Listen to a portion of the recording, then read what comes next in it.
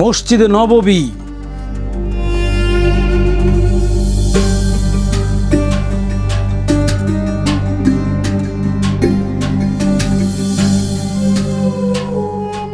ইসলামের ইতিহাসে সবচেয়ে গুরুত্বপূর্ণ স্থানগুলোর মধ্যে একটি এই মসজিদে নববী।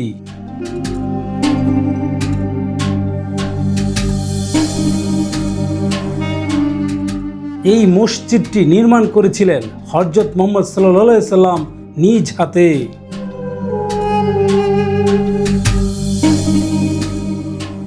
পবিত্র কাবা শরীফের পরেই দ্বিতীয় পবিত্রতম মসজিদ হিসেবে বিবেচিত হয় এই স্থানটি।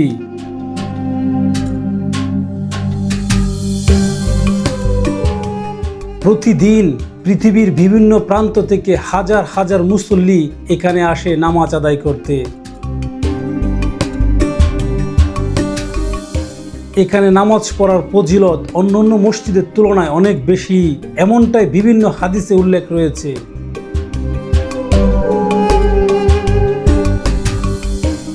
এছাড়াও এখানে রয়েছে রিয়াজুল জান্নাহ, যাকে পৃথিবীতে জান্নাতের এক টুকরো বাগান বলা হয়।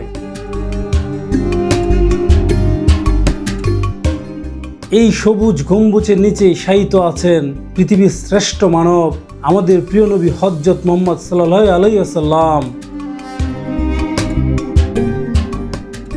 যার উসিলায় পৃথিবী সৃষ্টি, যার মায়ায় সমস্ত দুজাহান সৃষ্টি, আলহামদুলিল্লাহ সেই প্রিয় নবী হযরত মুহাম্মদ সাল্লাল্লাহু আলাইহি সাল্লামের মসজিদে নববীর সামনে থেকে দাঁড়িয়ে সবাইকে আসসালামু আলাইকুম। এটাই হলো মদিনা, রাসূল পাক সাল্লাল্লাহু আলাইহি সাল্লামের শহর।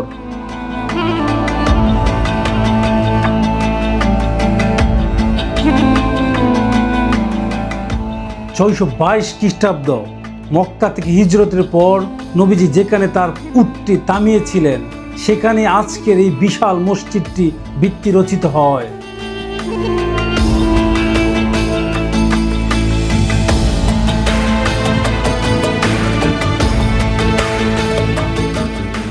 মসজিদে নববীর মূল নির্মাণ করেছিলেন রাসূল পাক সাল্লাল্লাহু আলাইহি সাল্লাম নিজ হাতে। পরবর্তীতে শতাব্দীর পর শতাব্দী ধরে বিভিন্ন খলিফা ও সৌদি শাসকরা একে সম্প্রসারিত করেছেন। আজকের এই সৌন্দর্য আধুনিক ইঞ্জিনিয়ারিং ও ইসলামী ঐতিহ্যের মিলিত ফল।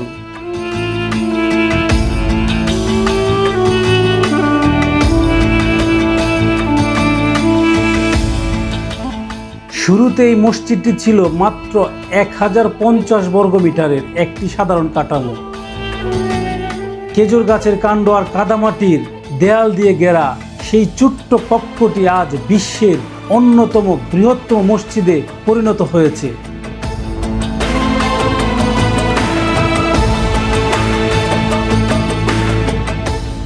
উমাইয়া, আব্বাসীয় এবং অটোমান শাসকদের পর 1953 সাল থেকে শুরু হওয়া সৌদি সম্প্রসারণ প্রকল্প এই মসজিদকে আজ 4 লক্ষ বর্গমিটারের এক বিশাল স্থাপত্য রূপ দিয়েছে।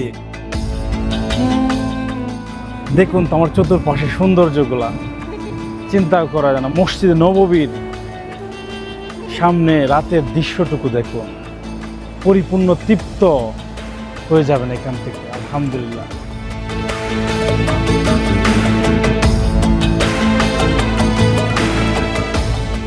মসজিদের প্রবেশ পথগুলোতে তাকালে দেখা যায় কারুকাজ মণ্ডিত বিশাল সব দরজা।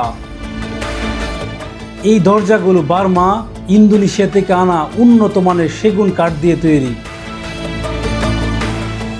দরজায় যে সোনালী নকশাগুলো দেখছেন, এগুলো ফ্রান্সে বিশেষভাবে তৈরি করা, ফিতলের উপর 24 ক্যারেট সোনার প্রলেপ দেওয়া। ভেতরের আলোকসজ্জায় ব্যবহৃত ঝাড়বাতিগুলো অস্ট্রিয়া থেকে আনা হয়েছে।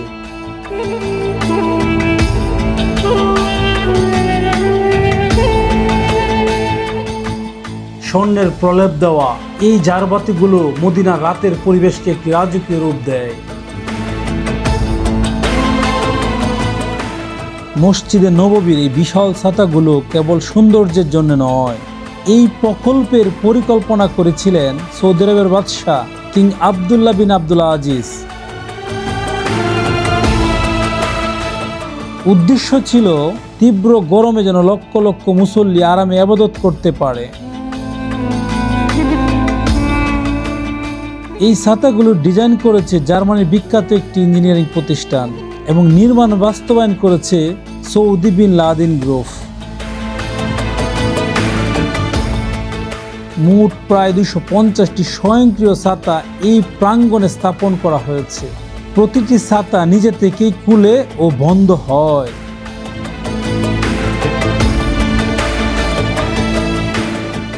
এই ছাতাগুলোর কাপড় সাধারণ কোনো কাপড় নয়, কিন্তু এটি এক বিশেষ ফাইবার।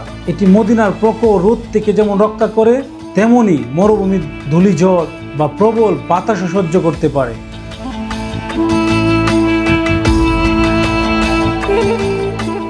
প্রতিটি পিলারের ভেতর বসানো হয়েছে ক্ষুদ্র ক্ষুদ্র অটোমেটিক বাষ্প সিস্টেম।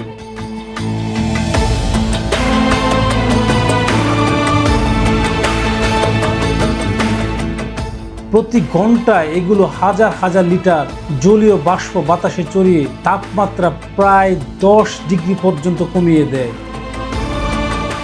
মসজিদের আঙিনায় হাঁটলে আপনি 7 মহাদেশের মানুষের দেখা পাবেন। আফ্রিকা থেকে ইন্দোনেশিয়া থেকে সবার ঐতিহ্যের পোশাকের এক মিলন মেলা বসে এখানে।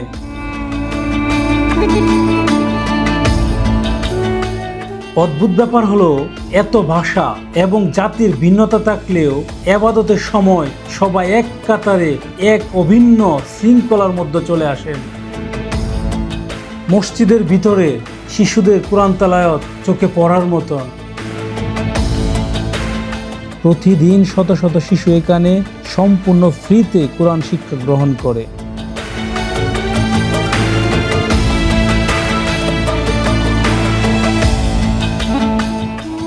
ধর্মীয় বর্ণনায় বলা হয়, এখানে 1 রাকাত নামাজ আদায় করিলে 50,000 রাকাতের সমান সওয়াব পাওয়া যায়।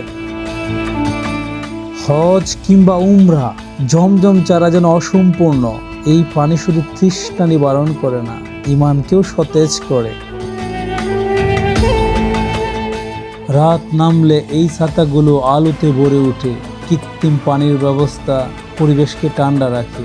মনে হয় এই আলো যেন জান্নাতের ছোঁয়া।